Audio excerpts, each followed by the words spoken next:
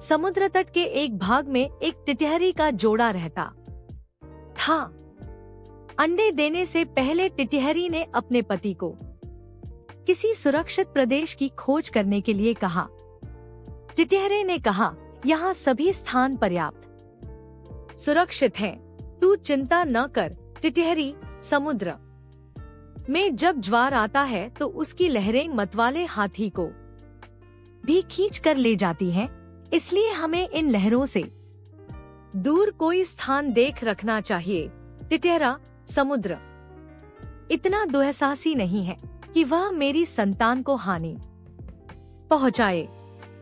वह मुझसे डरता है, इसलिए तू निशंक होकर यहीं तट पर अंडे दे दे। समुद्र ने टिटहरे की ये बातें सुन ली। उसने सोचा, यह टिटहरा बहुत अभिमानी है, आकाश की ओर टांगे करके भी यह इसीलिए सोता है कि इन टांगों पर गिरते हुए आकाश को थाम लेगा। इसके अभिमान का भंग होना चाहिए। यह सोचकर उसने ज्वार आने पर टिटहरी के अंडों को लहरों में बहा दिया। टिटहरी जब दूसरे दिन आई तो अंडों को बहता देखकर रोती बिलखती टिटहरे से बोली, मूर्ख, मैंने पहले ही कहा था कि समुद्र की लहरें इन्हें बहा ले जाएंगी, किंतु तूने अभिमानवश मेरी बात पर ध्यान नहीं दिया। अपने प्रियजनों के कथन पर भी जो कान नहीं देता उसकी दुर्गति होती ही है। इसके अतिरिक्त बुद्धिमानों में भी वही बुद्धिमान सफल होते हैं जो बिना आई विपत्ति का पहले से ही उपाय सोचते हैं और जिनकी बुद्धि तत्काल अपनी रक्षा का उपाय सोच लेती है। जो होगा देखा जाएगा कहने वाले शीघ्र ही नष्ट हो जाते हैं। यह बात सुनकर टिटहरे ने टिटहरी से कहा, मैं यद भविष्य जैसा मूर्ख और निष्कर्म नहीं हूँ। मेरी बुद्धि का चमत्कार देखती जा। मैं अभी अपनी चोंच से पानी बाहर निकाल कर समुद्र को सुखा देता हूँ। टिटहरी, समुद्र के साथ तेरा वैर तुझे शोभा नहीं देता। इस पर क्रोध करने से क्या लाभ?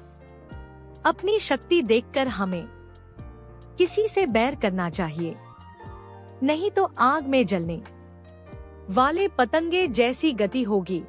टिटहरा फिर भी अपनी चोंचों से समुद्र को सुखा डालने की डीगे मारता रहा। तब टिटहरी ने फिर उसे मना करते हुए कहा कि जिस समुद्र को गंगा यमुना जैसी सैकड़ों नदियां निरंतर पानी से भर रही हैं, उसे तो अपने बूंद भर उठाने वाली चोंचों से कैसे खाली कर देगा। टिटहरा तब भी अपने हठ पर तुला रहा। तब टिटहरी ने कहा, यदि तूने समुद्र को सुखाने का हठ ही कर लिया है तो अन्य पक्षियों की भी सलाह लेकर काम कर। कई बार छोटे दो प्राणी मिलकर अपने से बहुत बड़े जीव को भी हरा देते हैं, जैसे चिड़िया, कटफोड़े और मेंढक ने मिलकर हाथी को मार दिया था। टिटहरा, अच्छी बात है, मैं भी दूसरे पक्षियों की सहायता से समुद्र को सुखाने का यत्न करूंगा। यह कहकर उसने बगुले, सारस, मोर आदि अनेक पक्षियों को बुलाकर अपनी दुहकथा सुनाई। उन्होंने कहा, हम तो अशक्त हैं, किंतु हमारा मित्र गरुड़ अवश्य इस संबंध में हमारी सहायता कर सकता है। तब सब पक्षी मिलकर गरुड़ के पास जाकर रोने और चिल्लाने लगे, गरुड़ महाराज, आपके रहते हमारे पक्षिकुल पर समुद्र ने यह अत्याचार कर दिया, हम इसका बदला चाहते हैं। आज उसने टिटहरी के अंडे नष्ट किए हैं, कल वह दूसरे पक्षियों के अंडों को बहा ले जाएगा। इस अत्याचार की रोकथाम होनी चाहिए, अन्यथा संपूर्ण पक्षिकुल नष्ट हो जाएगा। गरुड़ ने पक्षियों का रोना सुनकर उनकी सहायता करने का निश्चय किया। उसी समय उसके पास भगवान विष्णु का दूत आया। उस दूत द्वारा भगवान विष्णु ने उसे सवारी के लिए बुलाया था। गरुड़ ने दूत से क्रोधपूर्वक कहा कि वह विष्णु भगवान को कह दे कि वह दूसरी सवारी का प्रबंध कर लें। दूत ने गरुड़ के क्रोध का कारण पूछा तो गरुड़ ने समुद्र के अत्याचार की कथा सुनाई।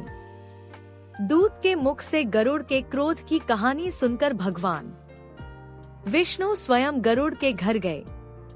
वहां पहुंचने पर गरुड़ ने प्रणाम पूर्वक विनम्र शब्दों में कहा, भगवान, आपके आश्रम का अभिमान करके समुद्र ने मेरे साथी पक्षियों के अंडों का अपहरण कर लिया है।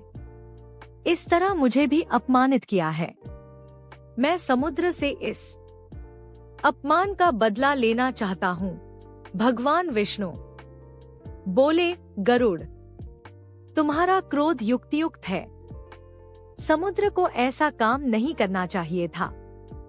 चलो, मैं अभी समुद्र से उन अंडों को वापस लेकर टिटहरी को दिलवा देता हूँ। उसके बाद हमें अमरावती जाना है। तब भगवान ने अपने धनुष पर आग्नेय बाण को चढ़ाकर समुद्र से कहा, दिष्ट, अभी उन सब अंडों को वापस दे दे, नहीं तो तुझे क्षण भर में सुखा दूंगा। भगवान विष्णु के भय से समुद्र ने उसी क्षण अंडे वापस दे दिए। सीख, अभिमान का सिर नीचा।